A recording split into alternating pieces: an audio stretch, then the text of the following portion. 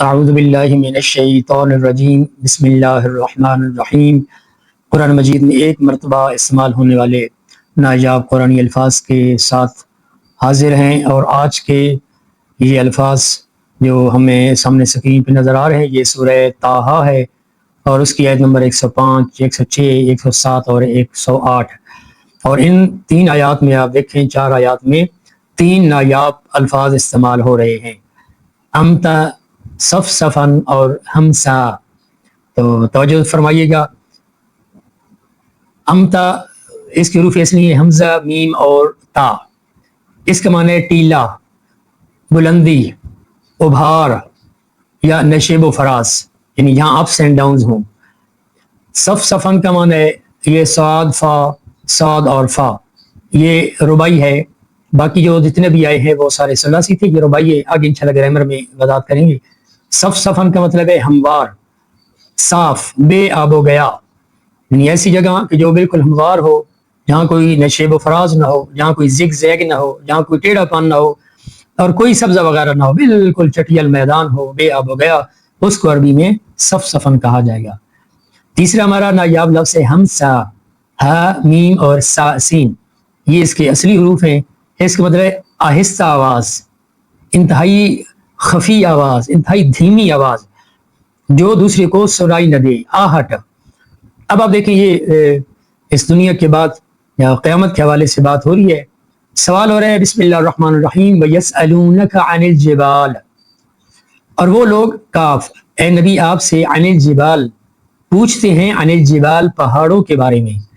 یہ لوگ آپ سے، سأل یسأل، سوال اردو میں یہ لفظ استعمال ہوتا ہے، یسألون، سوال کرتے ہیں وہ لوگ آپ سے عن الجبال، پہاڑوں کے بارے میں پوچھتے ہیں، فقل، تو آپ کہہ دیجئے، ینسفھا ربی نسفا، نسف ینسف ہوتا ہے کسی چیز کو اڑا کر بکھیر دینا، تو ینسفھا ربی، میرا پروردگار، ہاں سے مراد ہے الجبال، پہاڑ، میرا پروردگار ان پہاڑوں کو اڑا کر بکھیر دے گا، یعنی پہاڑ جو اتنے سخت ہیں، اپنی جگہ میں گڑے ہوئے ہیں، یہ قیامت والے دن وہ سارے کے سارے ختم ہو جائیں گے، ریزہ ریزہ ہو جائیں گے، ہوا میں بکھر جائیں گے اور بالکل چٹیل میدان ہو جائے گا۔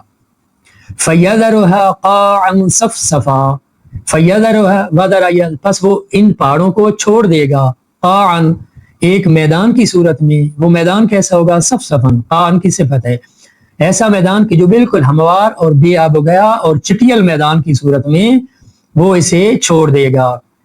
لا ترى فيها عوجا ولا امتا، لا نہیں، ترا آپ دیکھیں گے، فیہا وہ اسی کی طرف جا رہے کہ آپ اس میں نہ کوئی عوج، اردو میں بھی استعمال ہوتا ہے، نہ اس میں آپ کوئی عوج، ٹیڑھا پن، کوئی کجی، کوئی بل، کوئی زگ زیگ دیکھیں گے، ولا امتا، نہ کوئی ٹیلا، نہ کوئی بلندی، نہ کوئی ابھار دیکھیں گے، بالکل صاف اور شفاف چٹیل میدان ہوگا۔ یومئذ، اس دن، یتبعون، یہ بھی اردو میں استعمال ہوتا ہے، اتباع کرنا، پیروی، تبع اس کو روفیس نہیں، یتبعون، اس دن، یومئذ، اس دن، یعنی قیامت والے دن، یتبعون، لوگ اتباع کریں گے، لوگ پیچھے دوڑیں گے، کس کے؟ الداعیہ، منادی، ندا دینے والے، پکارنے والے کے پیچھے، لا عوج لہ، کہ جس اتباع میں کوئی انحراف نہیں ہوگا۔ دنیا اور آخرت میں ذرا فرق دیکھیں، دنیا میں تو نبی اور اہل تبلیغ دعویٰ دیتے ہیں لیکن بندے اپنی مرضی کرتے ہیں، لیکن وہاں یہ نہیں ہوگا، وہاں جیسا حکم ہوگا ویسے ہی اس داعی کے پیچھے لوگ بھاگیں گے، وہاں اختیار ختم ہو جائے گا۔ یہ اختیار صرف اسی دنیا میں ہے، لہذا اس اختیار کا بڑا سوچ سمجھ کے استعمال ہونا چاہیے۔ لا عوج لہ، اس اتباع میں کوئی انحراف نہیں ہوگا۔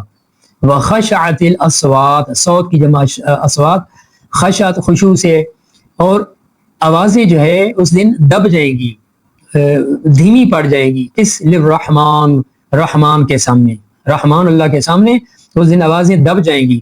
فلا تسمع الا ہمسا، پس آپ نہیں سن پائیں گے، الا، مگر یہ کہ ہمسا، آہٹ، پس آپ آہٹ کے سوا کچھ نہیں سن پائیں گے، یعنی کسی کے منہ سے وہاں کوئی آواز نہیں نکل پائے گی، اس قدر دہشت اور اس قدر اس دن اللہ تعالیٰ کے رعب اور دبدبے میں ہر کوئی ہوگا۔ تو ان 3-4 آیات ہم نے ترجمہ کیا، اب تکرار کے، امتا، صفصفا اور ہمسا۔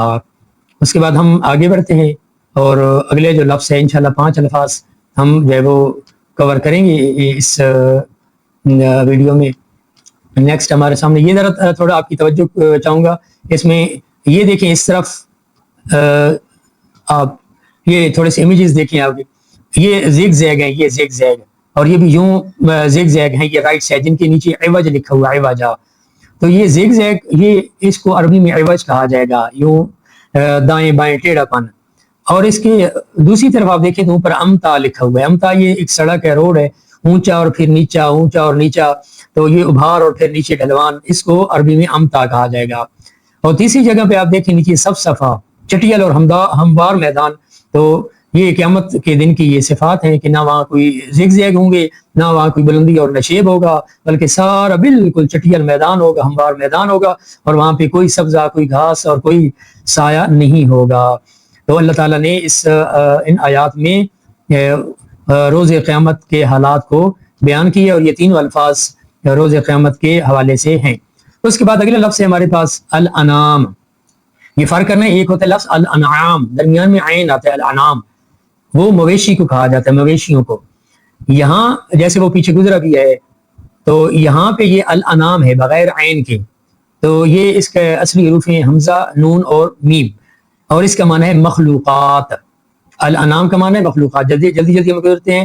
والارض, یہ سورہ الرحمن کی آیت نمبر 10 ہے. والارض وضعها للانام, والارض اور زمین کو, وضعها اس اللہ تعالیٰ نے رکھا ہے, اس اللہ نے بنایا ہے, کس کے لیے؟ للانام, مخلوقات کے لیے.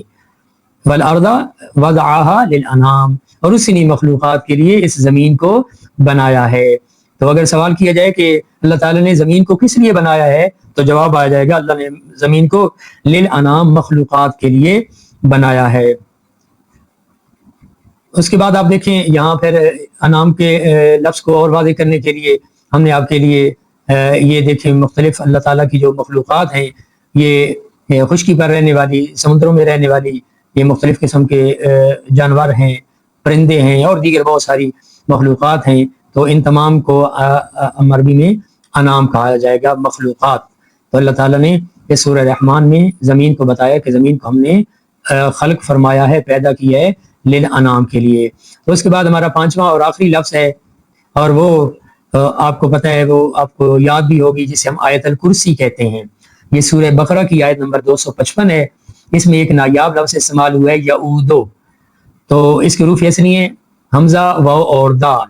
اودا, آدا, یعودو, نصر ینصر کی وجہ. اس کا معنی ہے تھکا دینا, بوجھل بنا دینا, یعنی کسی کام کا انسان کے لیے انتہائی مشقت کا باعث ہونا. تو آیت الکرسی کا ترجمہ ہم آپ کو سمجھاتے ہیں, ایسے ہم ترجمہ کرتے ہیں آپ ساتھ. اس لفظ کا معنی آپ کو ضرور یاد ہونا چاہیے, باقی اگر بھول بھی جائے تو آدھا یعودو سے تھکا دینا, بوجھل بنا دینا. ترجمہ سماعت فرمائیں. اللہ, اللہ وہ ذات ہے, لا الہ, کوئی معبود نہیں ہے, الا ہو, سوائے اس کے. اللہ لا الہ الا ہوا, یعنی اللہ وہ ذات ہے جس کے سوا کوئی معبود نہیں ہے. یہ لا جو ہے الہ سے پہلے لا نفی جنس ہے, جس میں تمام قسم کے معبودوں کی نفی کی گئی ہے. آگے اس اللہ کی صفت ہے الحی القیوم. وہ اللہ کون ہے؟ الحی, وہ زندہ ہے, القیوم, اور سب کا نگہبان ہے.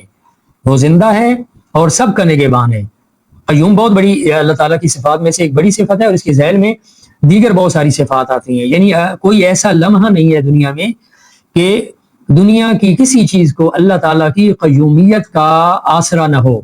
ہر لمحے اللہ تعالیٰ کی قیومیت, اللہ تعالیٰ کی نگہبانی ہر شے پر ہے, تبھی تو یہ دنیا کا نظام ایک سسٹم کے تحت چل رہا ہے. وگرنہ اگر تھوڑی دیر کے لیے پلک جھپکنے کے برابر بھی اللہ تعالیٰ اپنی قیومیت کو ہٹا دے تو یہ ساری دنیا کا نظام درہم برہم ہو جائے گا. لا تأخذہ سنۃ, اخذ یاخذ ہے, نہیں پکڑتی اسے, سنۃ, اونگ, یعنی لا تأخذہ سنۃ, نہ اسے اونگ آتی ہے, ولا نوم, اور نہ ہی اسے نیند آتی ہے. کیونکہ اونگ میں بندہ چلا جائے یا نیند میں چلا جائے تو وہ کسی چیز کی حفاظت نہیں کر سکتا. تو اللہ تعالیٰ کی ذات کے لیے وہ صفات نہیں ہے جو باقی مخلوقات کے لیے ہیں.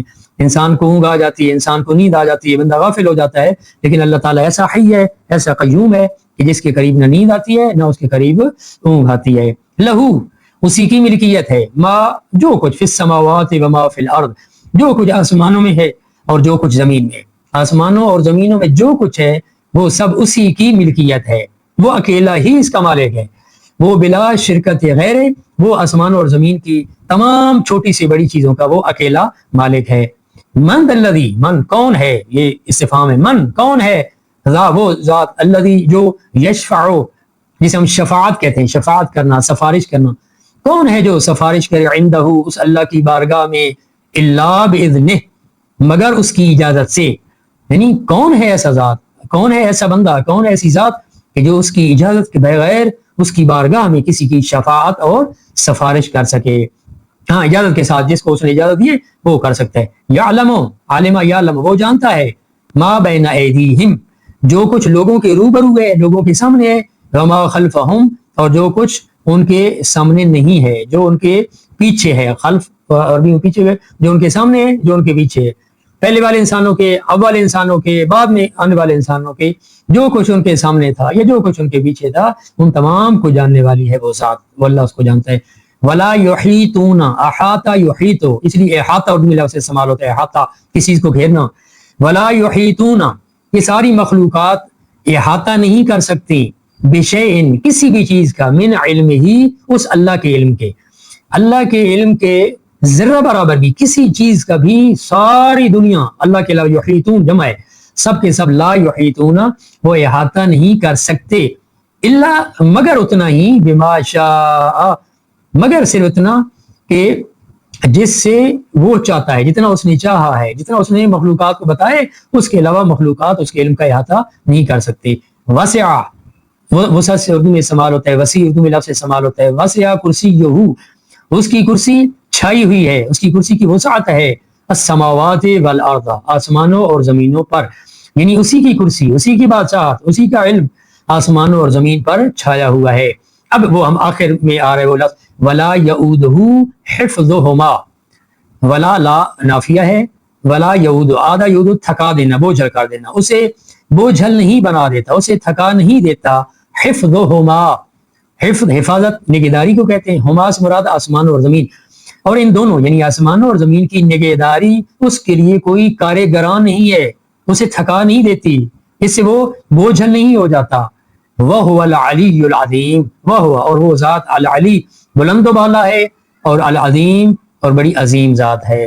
تو آدھا یہودوں کا مطلب تھکا دینا، بوجھل بنا دینا، اور لا کے آنے کی وجہ سے ان آسمان اور زمین کی نگہداری اس کے لیے کوئی کار گراں نہیں ہے۔ خداوند عالم ہمیں قرآن مجید کو پڑھنے، سمجھنے اور اس پر عمل کرنے کی توفیق عطا فرمائے۔ والسلام علیکم ورحمۃ اللہ وبرکاتہ۔